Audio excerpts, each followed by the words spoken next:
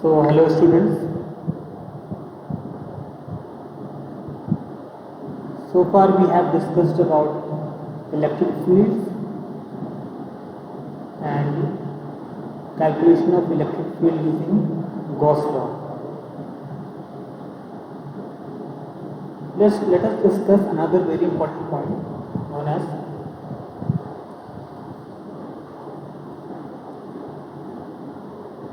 electric potential.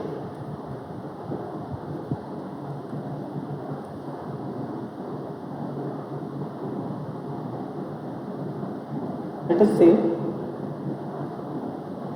we have a charge plus Q, due to which there will be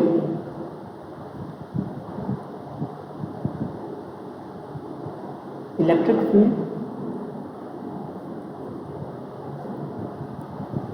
let's call it as E, where E will be given by 1 by 4 pi epsilon naught. We are doing with electric field potential in vacuum. That is the electric field given by 1 by 4 pi epsilon naught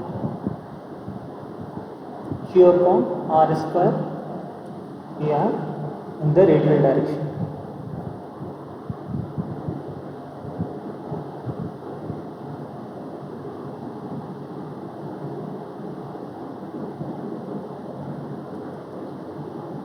Let's say at infinity a test charge is present.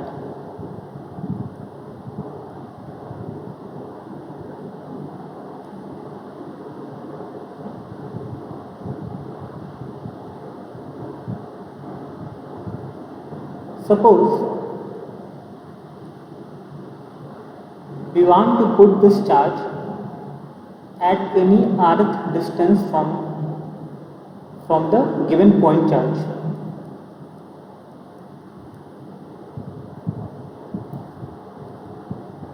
Whose electric field is given by this equation.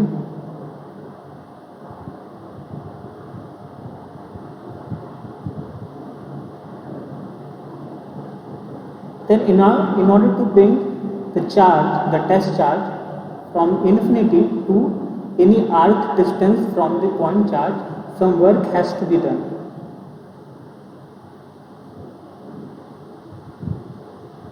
Then let's say,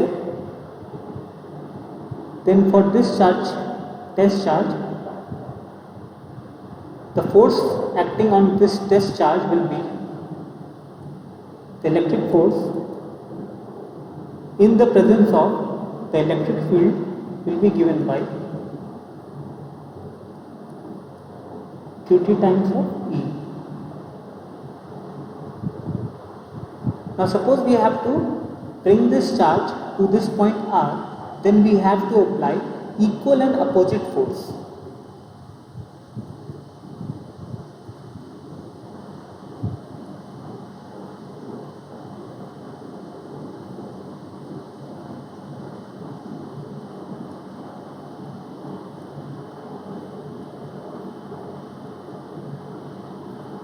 Equal and opposite force to bring Qt at point, let's say this point is at rth distance, point R, then some work has to be done, and let's say the differential work will be given by, since we are applying an equal and opposite force, then that should be minus Fe dot the displacement. The displacement is given by dr, and this will be given by minus Qt times of E dot dr Er. Then the total work done, W upon integration, will be given by minus Qt times of E dot dr Ar. And we are doing integration from infinity to the point R. We are trying to bring the charge from the infinity to point R. At infinity, since the electric field decays to 0, that's why the field has no effect at the radius tends to infinity.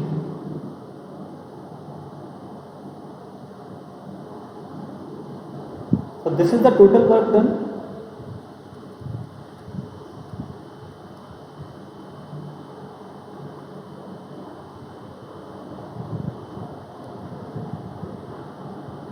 To bring the test charge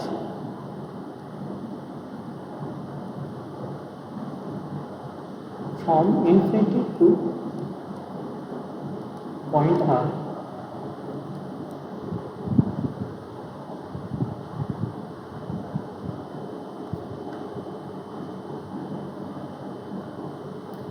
Once again rewriting.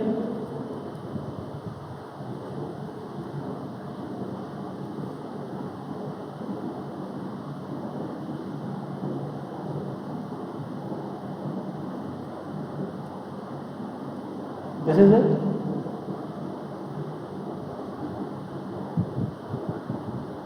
Now taking Qt to the left hand side,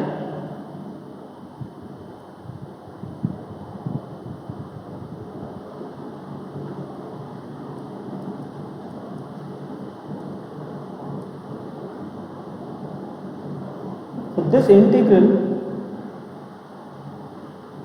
is known as electric potential.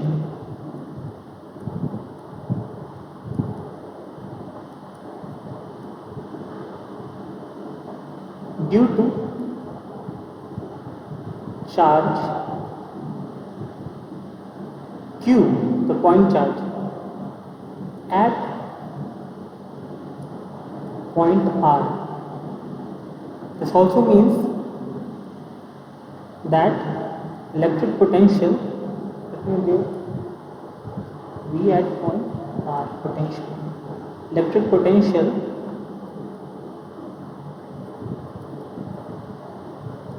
is a point function.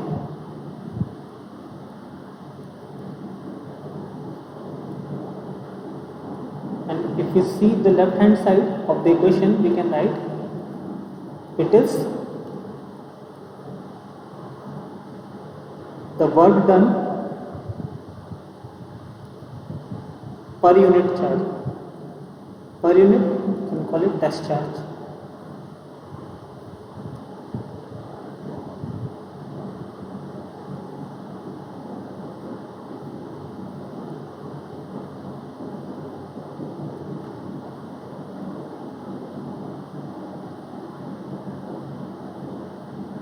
And we can also say that total work done will be stored as potential energy.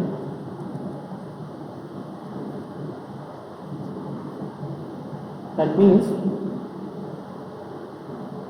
total work done is equal to the stored potential energy.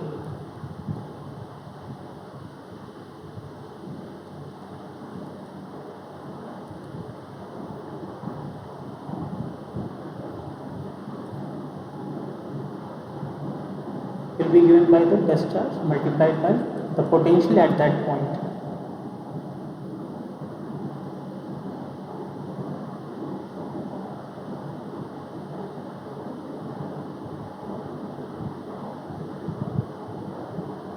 Now potential at point R is given by minus infinity, not minus infinity, simply infinity, to any point R, E dot dr AR.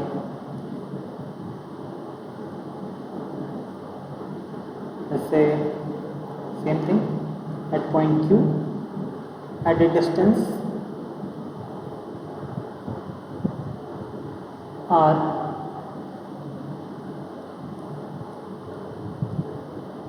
Then if you want to calculate the potential due to this charge at distance R, you can simply calculate as E is given by 1 by 4 pi epsilon naught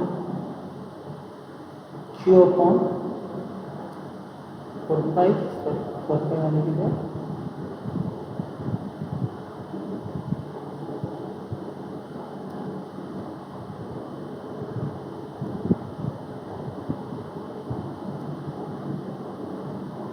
That will be r square ar, that is the radial distance outside, that is ar, dot with dr ar. Then upon integration it will be q upon 4 pi epsilon naught q upon r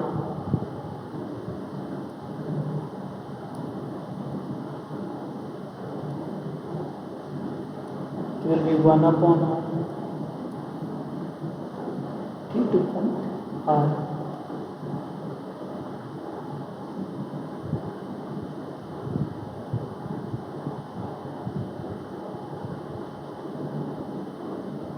So we can finally write, it will be given by the potential due to point charge q will be given by, and you can see it is inversely proportional to r, that means it is a decaying quantity.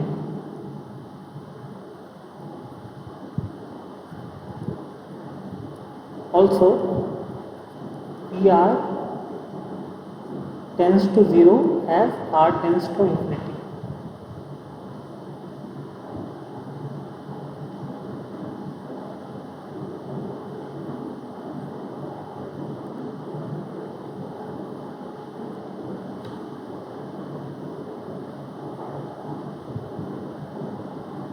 And suppose we have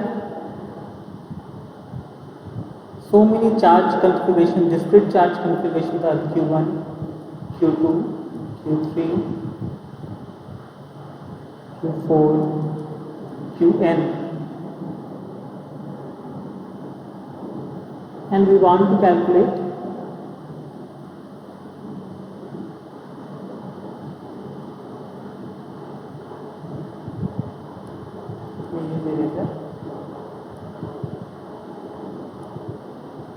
let's say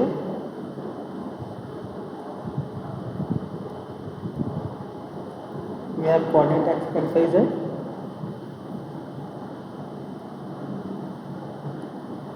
and let's say at in distance r from origin we are interested to calculate potential at any distance r, radial distance r from the origin, given that we have a charge configuration q1 to q1. Then the total potential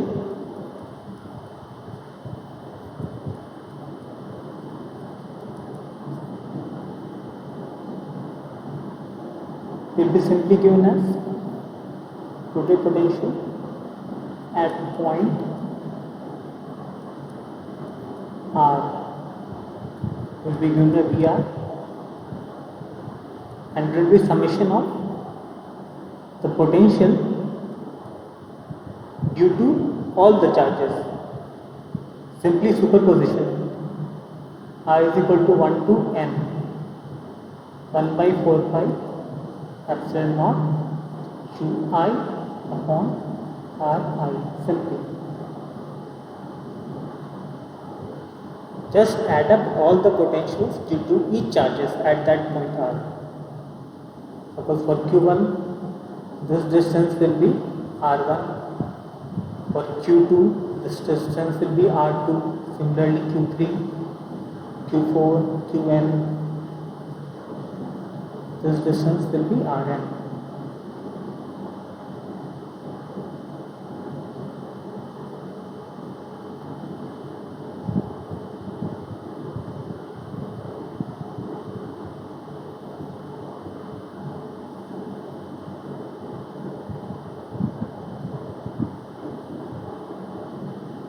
Now this is the case of continuous charge distribution. Sorry. This is the case of discrete charge distribution.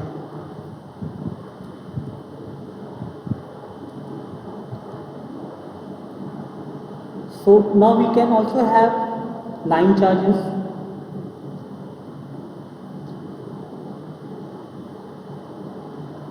That means the continuous charge distribution.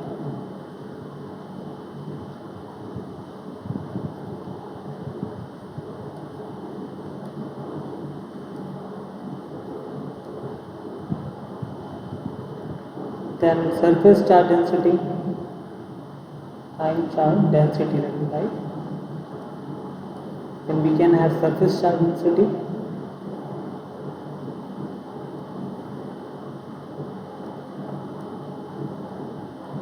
and similarly volume charge density.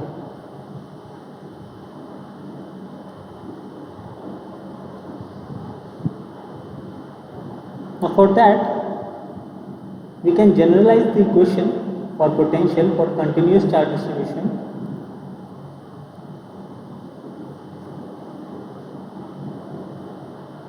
So let's say for a continuous charge distribution, that is, call it for any generalized charge distribution, this will be given by simple integration. And for if there is a line charge is given,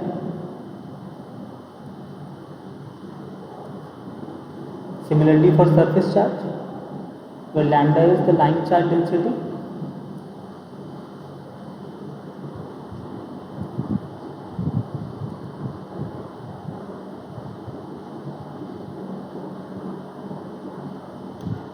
then what we are simply doing, we are taking a small differential charge and integrating over the whole charge distribution.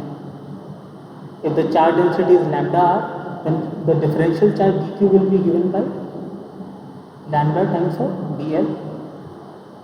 And that is what we are doing, and we are doing the complete integration. Same case for the surface charge density. Here the differential area, we will take a differential area and multiply it with the surface charge density. Similar will be the case for the volume charge density, multiplying the volume charge density with the differential volume and performing the integration.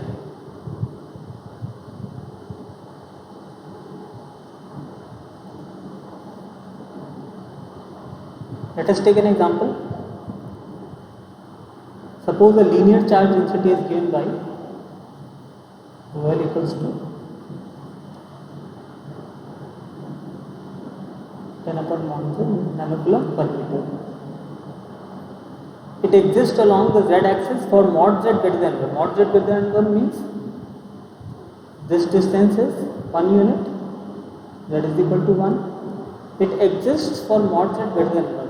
That means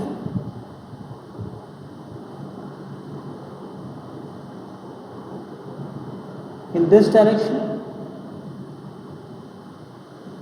or mod z greater than 1. Since this is the place till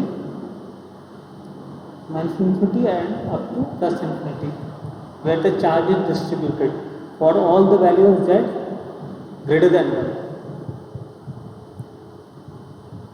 Here we have to find the potential at this point P, which is present over the x-axis at a distance rho.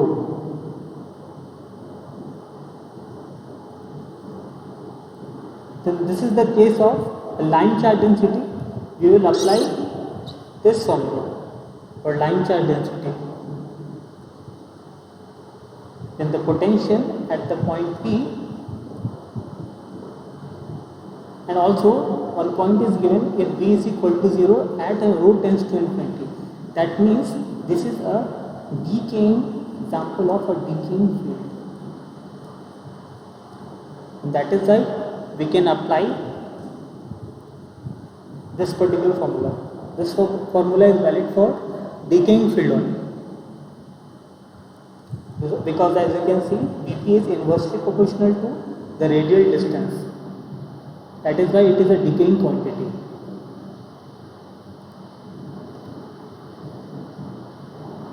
Applying the formula for line charge distribution, 1/4 pi epsilon naught. integration. Here the line charge density is rho L, and let's see.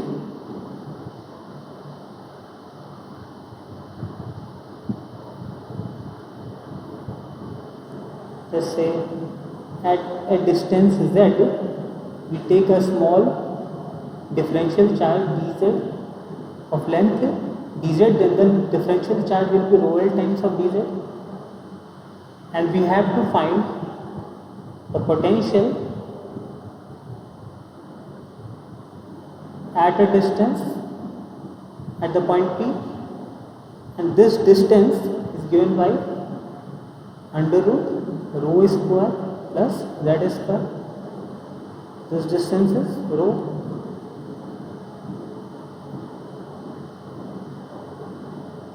then it will be rho L times of dz upon the distance is given by under root rho square plus z square.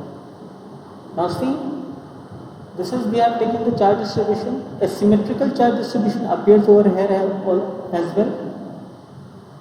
For this particular charge distribution, which is present at a distance, let's say minus z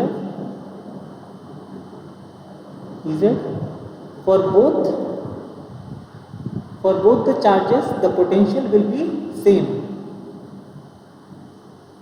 Then in order to calculate the potential, we can simply write Vp equals to 2 times of 1.4 pi epsilon naught, and simply integrating from 1 to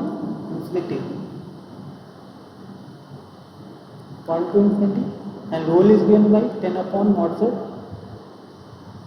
dz upon under root rho square plus z square.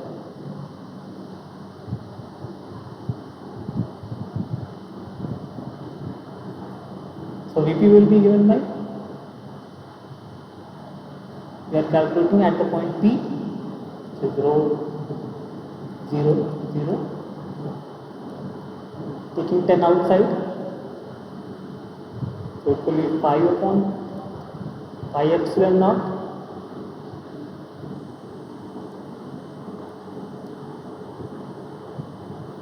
and then dz upon, doing the integration, simply writing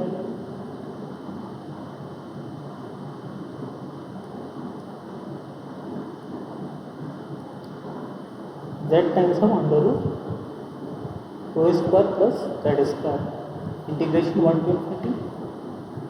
Here we will get the value. Its integration will be given by 5 pi upon epsilon naught minus 1 upon rho cosec h inverse z upon rho 1 to infinity.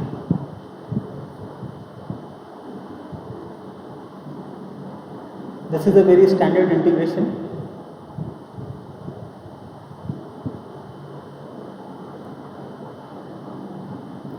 Now putting infinity, its value will be 0.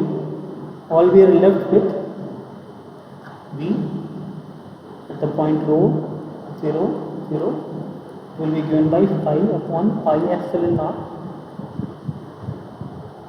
and this is rho, and putting rho is equal, z is equal to 1, it will be simply cosec h inverse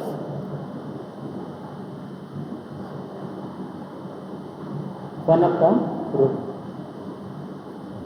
putting z is equal to 1, and the SI unit of the potential is given by volts. This is the answer.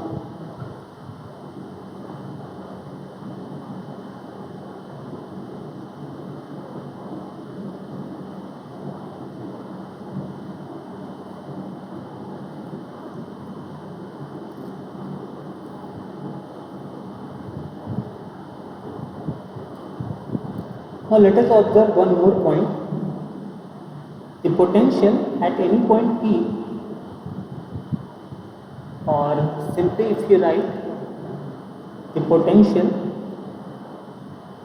at any point r is given by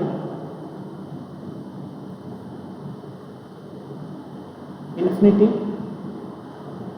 point r e dot dr ar.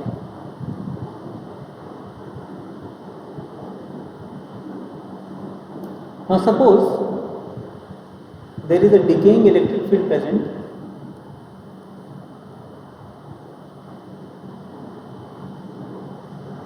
suppose E is an electric field present in space, and let's say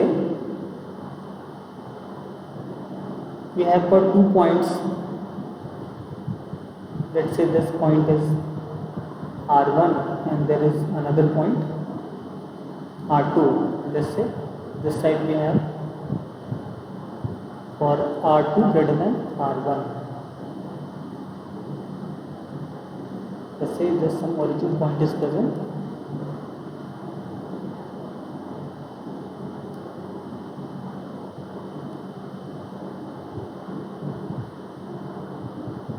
So potential at point R1 will be given by just infinity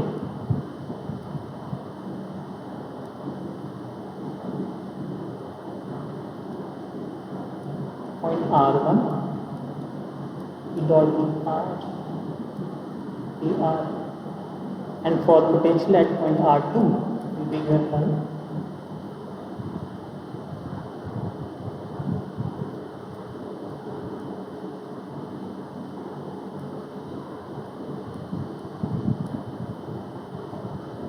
then the potential difference del V which will be given by, let me write here, potential difference will be given by VR1 minus VR2. That this will be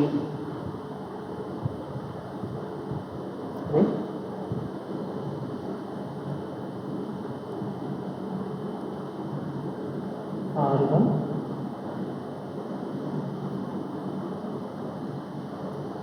and minus of minus 92 R2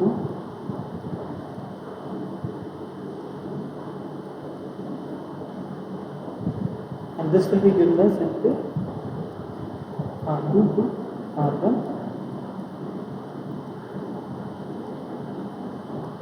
or here the potential difference.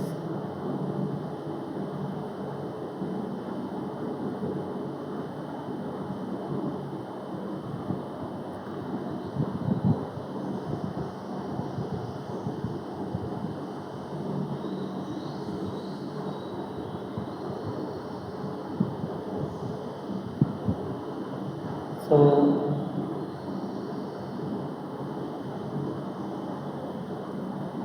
once again writing potential at rth distance given by infinity to point r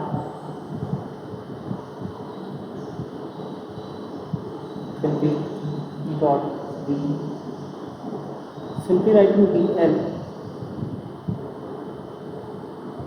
Now let's say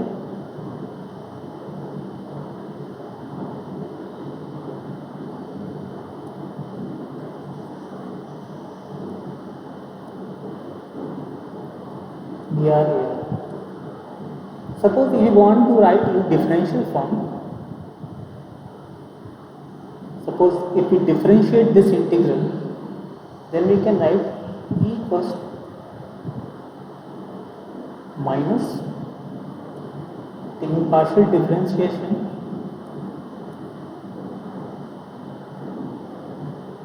is a, so electric field is a negative space rate change of the potential. A negative sign also represents that electric field is a decaying quantity.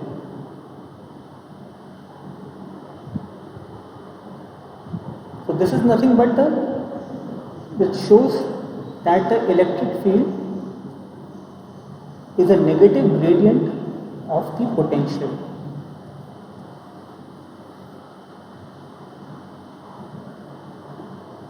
For example, if we take the case of same point charge, say positive point charge, then let's say at any distance r,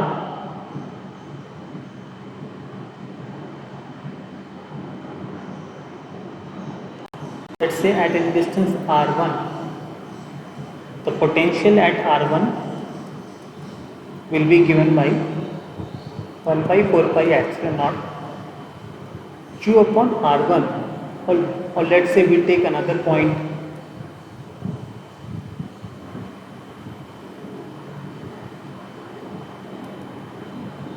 r2.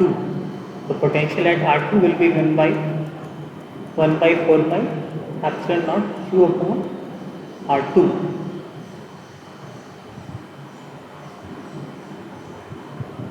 Similarly, there can be points r3, r4 and so on, r3, r4. There will be at each distance r, the value of potential is different. For example, at the point r1 it is given by Vr1, at point r2 it is given by Vr2. But at any r1 distance we obtain an equipotential surface.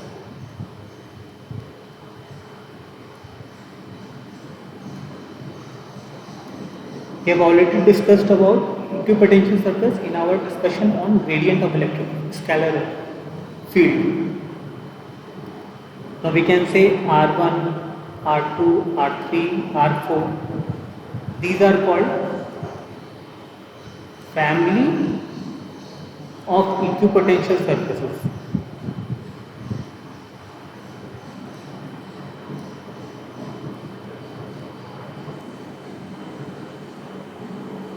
And as we know, for any equipotential surface, the normal to the equipotential surface is nothing but the gradient. And in the case of electric potential, it is the electric field which is the gradient of the equipotential surface. As you can see, the electric field is always in the radial direction, because it is the gradient of the electric potential.